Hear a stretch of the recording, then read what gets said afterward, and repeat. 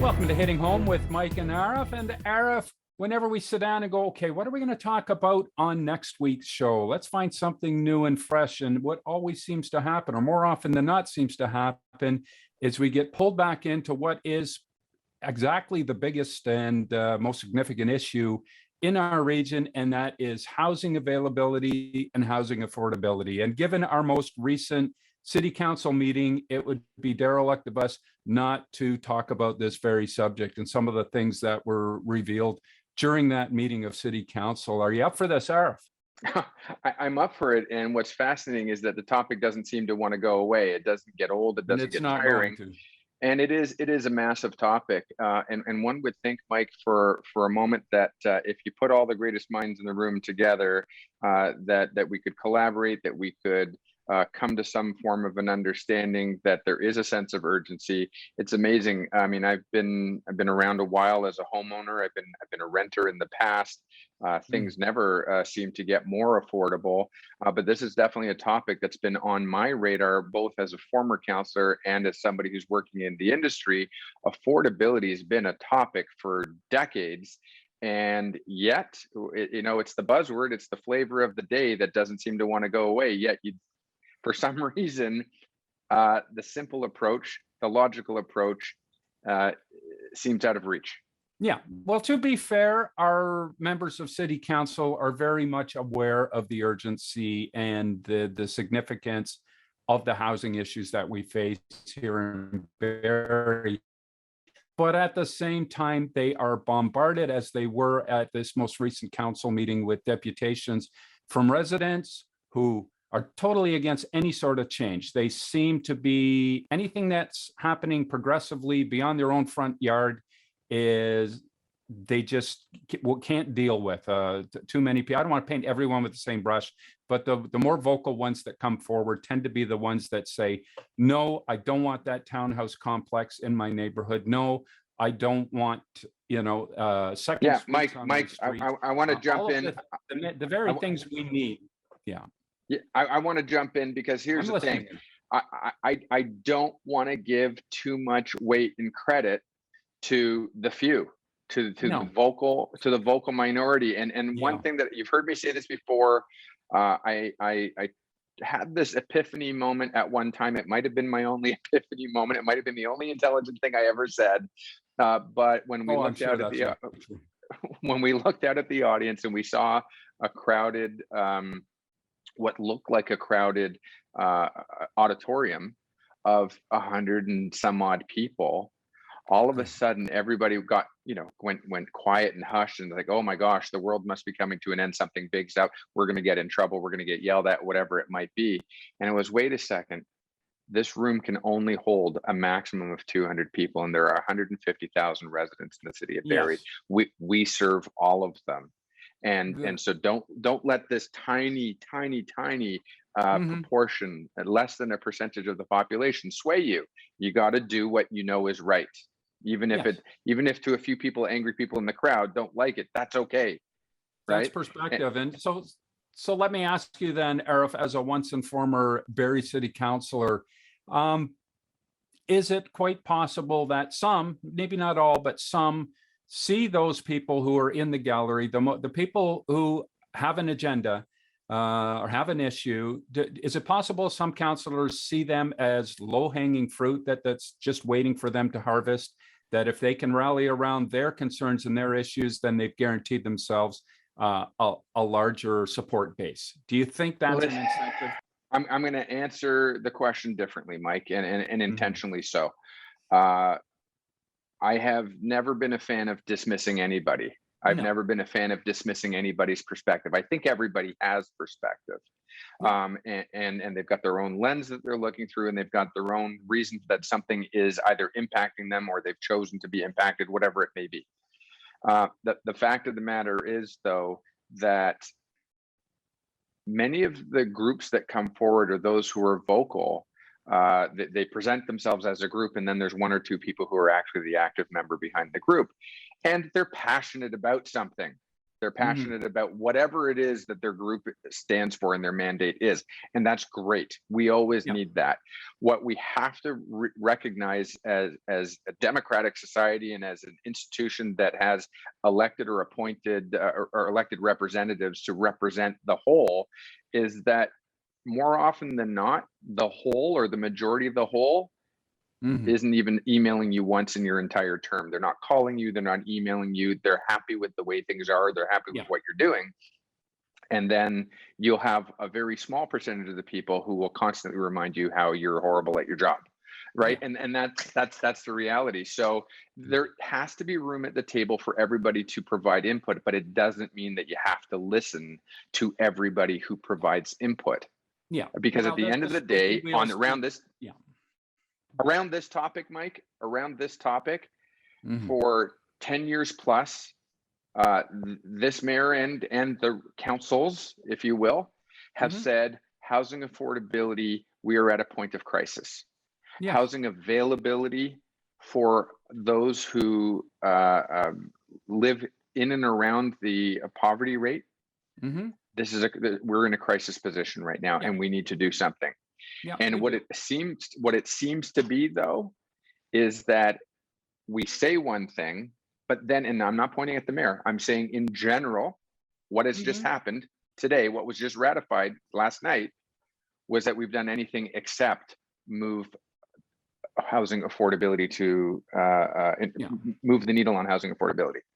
Well, let's look at some of the very things they did talk about in this meeting, and at least half of the time was spent talking about accessory dwelling units and what rules and regulations need to be enforced or even increased, which was the result at this meeting. It was originally brought forward with a requirement of a 3-meter setback for an auxiliary residential dwelling in a backyard of an existing home. That was increased to 7 meters. One councillor tried to find a middle ground and have that go to 5 meters, but no, the final vote was for a 7-meter setback, which is 22 and a half feet of setback. So that in itself almost eliminates more than half, probably 3/4 or more of the residential properties that could possibly hold these. Now, if they applied that same 22-meter setback to having a pool in your backyard, there's a good chance there would be little or no pools in Barrie, Ontario, unless you had a half-acre property.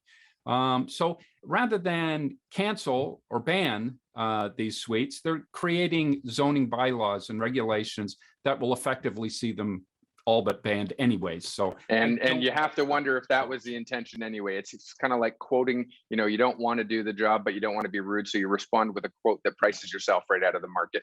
We got to go to break, Mike. Transparent, It is. We got to go to break. Let's come back, and when we come back, let's actually talk about it. Let's talk about what the issue is. Let's talk about what the solution could have been. Let's talk about some timelines and how we could make an impact that would be positive.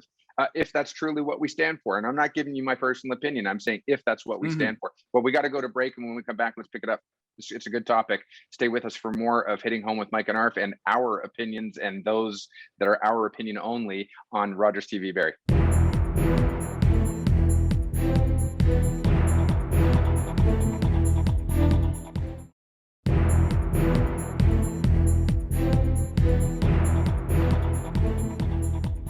Welcome back to Hitting Home with Mike and Arif, and we are talking about, once more, housing affordability and housing availability, and specifically about some of the things that happened in a recent city council meeting, some of the changes that were proposed and some of them that have been implemented. Here is the challenge. Of course, we have a lack of available housing here in Barrie, and that has made affordability even more of a challenge here for Barrie residents. And here's one of the realities, and there are far more bedrooms in this town. There are far more underdeveloped or undeveloped basements existing within this town than there are people who actually are in need of affordable housing. And the challenge should be for City Council to find ways to match those two things together. I think we can take a big dent out of the issue that we have here if we find a way to play Yet what I see at City Council again and again is, instead of changing some of the archaic laws and zoning regulations within our city with relation to second suites and rental housing, we seem to be just adding new layers every time the issue comes up. And that just takes us further and further away from the solution. And the problem is, people, if they can't afford to have a home here in Barrie or rent here in Barrie, they're going to leave. Businesses are going to leave eventually when the people they need to hire are unable to afford to live in the community. And that is going to see our property values topple in time. So be careful what you wish for when you say, no, we don't want any of these things that are going to help to aid with housing availability or bring our prices in check. Yeah, Mike. So let me offer this thought. I mean, there are so many things going through my mind right now, and so many great analogies and comparables to bring up. I remember not so long ago, we were at locally and provincially addressing a concern around garbage and waste, and what are we going to do because the U.S. is going to slam the door shut on allowing Ontario to literally ship truckloads and truckloads a day over the border to Michigan, for example, where they have much less stringent environmental restrictions. So like, pass our problem on to them, they'll deal with it, and it's affordable. And so they were going to shut the door on it, and all of a sudden, what are we going to do? Well, the answer was incineration, and that was brought to us by a number of nations, certainly in Germany and Europe in general, have been using clean, zero residual incineration excuse me, successfully. And we were like, well, that's kind of expensive, we're not going to do it. So okay, fine. But what ended up happening is, and forgive me, I don't remember the name of the small town in Northern Ontario, not Kathleen Wynn's Northern Ontario being Barrie, but actual Northern Ontario, that said, hey, no problem. We'll take your trash and we're going to dig a deep hole in the bedrock, and we're going to put the right amount of cement lining and put in the right amount of security in place. And we're going to be able to employ half of our residents who are currently unemployed with amazing paying jobs, and we're going to do it safely. Send us your garbage. So here's the reality. The reality is, as you said, there are many bedrooms that are unused or underutilized. There's a reason why the law may or may not say one thing around shared accommodations versus separated suites. And then there's what the market says and what the market does. And the market says, you want to live in my bedroom? Give me $500 a month, no problem. You can share my kitchen, my toilet, my laundry. It's great. The market tells us what it wants. And that's where the appetite has been. We're talking about housing affordability, and we're talking about the fact, Mike, as you said, that we've put so many restrictions in place that go completely against what we've said we want. I remember mayor and council a term ago or so was talking about the fact that there are so many empty driveways, and we're going to do the Uber or the Airbnb of parking. And we're going to look at listing your parking spot on your driveway available to rent near rapid transit, for example, near the GO station. And it was the greatest thing on the planet. It was a great idea. I don't know what the uptake is, but when it came to second suites, everybody said, I don't want to have all these strangers. I don't want to have cars parked on the front lawn. There's not enough capacity. It's going to be disastrous. And by the way, I was one of those people who had concerns. And I remember my former seatmate, John Broussard, had a similar concern around capacity. And you know what we were told by staff? Relax. There's not going to be a huge uptake anyway. And the truth of the matter is, number who would take advantage or actually utilize. We were around 10% uptake. So all of this outburst and outcry about we're destroying all the vegetation and we're ruining everybody, there's still less than 10% of people doing it. It's not going to be rampant. But what we were talking about on the flip side, Mike, is the term that's not a lovely term, ghettoization. Why don't you touch on that and the impact of doing it the other way? Yeah, it's a nasty term we don't like to use, but essentially many of the actions that take place, or the lack of actions, focus a lot of our more affordable housing into the downtown core. Now, as prices go up, we're starting to see a gentrification taking place where a lot of those bigger, older homes in downtown Toronto that may be, or downtown Barrie, sorry, that may be rooming houses today, much as they were in Toronto, they evolve into, boutique condominiums and so forth. and it pushes people out. And we need to be prepared for that push because we're not going to stop it. But again, there is the availability of accommodation throughout the city in second suites. And I think we need to take this more seriously, that second suites are a big part of the solution. Institutional type of multi-unit developments take a long time to get from idea, concept, to actual shovels in the ground, to people actually living in them. It can take 10 years or longer. And again, with the more and more layers of bureaucracy, we're seeing fewer and fewer of them being built, but there are some that are coming forward, but there would be far more if the process was streamlined, I believe. It's interesting that it's a much easier process for me as a bungalow owner to go to city council and get approval to build my house into a big 2-story, monster home than it would be for me to go to city council and say, I want to get approval for a townhouse on the 3 listen, Mike, that I brought, Mike, a couple years ago, we thought that we were at a crisis point. And if you look at what's happened in the last couple of years, you've had 1 year of housing prices go up 40%, another year they went up 32%. And if we think we had a crisis 5 years ago or 6 years ago, I don't know what the heck you call this one. But what we definitely can see is that instead of, where a couple of years ago we said, let's put forward some incentives and let's make second suites incentivized for people to embrace and take it on. And today we're saying, forget what we did a couple of years ago. We don't want that incentive. We don't want anybody actually solving the affordability crisis. Because here's the thing, when you take the income that is possible from a separated suite, a registered separate suite, a lender will allow a homeowner or a new first-time buyer to use that as income to offset their monthly obligations, their what's known as debt servicing ratio. And that makes home ownership that much more affordable, possibly by 15% or 20% more affordable. We got to go to break, Mike. I know you want to say something. Hold that thought. When we come back, let's talk about this, a little bit more. I think we're going to run out of show before we run out of solutions. And there's one more thing that was dealt with council that we should do, and it's a positive thing. We got to throw at least one positive thing in there. Good. Let's go to break. We'll be right back with more opinions from Mike and Arif on Hitting Home with Mike and Arif on Rogers TV Barrie.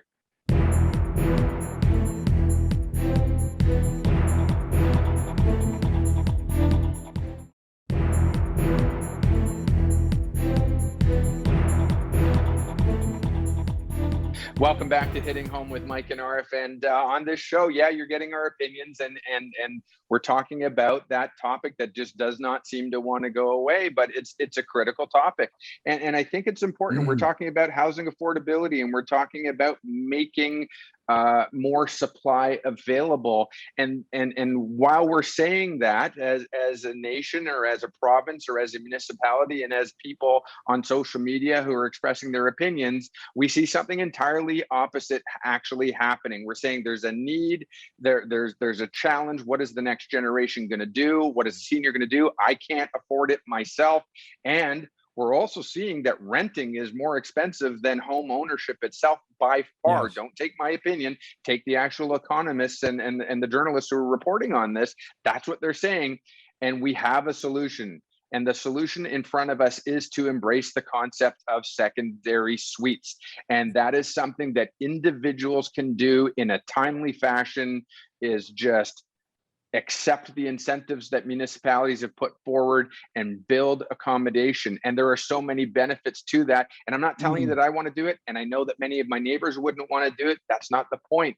There isn't such a huge uptake on it, and it could make a massive difference, Mike. But what I'm seeing, and what we're both talking about, is that there's actually a lack of will to do it. There's no political willpower to do it locally. They actually have intentionally gone out of the way to make it so that it will be unattainable by homeowners, because as you pointed out, Mike, so many homes don't have a large enough lot to be able to accommodate and live up to that setback that they've just imposed. Yeah, I agree. And it's not even a matter of that we would suddenly be overrun with second suites. You pointed out it's 10% or fewer would actually get involved with this, but we are seeing an increasing number of people who not only would benefit by the additional income from having a second suite in their home. It may be the difference of qualifying or not qualifying for some, but the positive thing that I alluded to just before the break was that came out of council was a change that is going to allow up to 50% of residential, or sorry, up to 50% residential on institutional property. So you have an institutional building with 100,000 square feet, 50,000 square feet can then be earmarked for residential. It looks good on the surface, as many things do, but my fear is once you try to implement this, there are a number of existing bylaws and restrictions and setbacks with regards to residential in conjunction with industrial. Are they not going to, render much of the property that could be a candidate for such a change as non-qualifying? Well, Mike, that's just it. I mean, I think that this is a definitely a yellow flag for me. I'm not going to suggest that it's a red flag because I need to see more on it.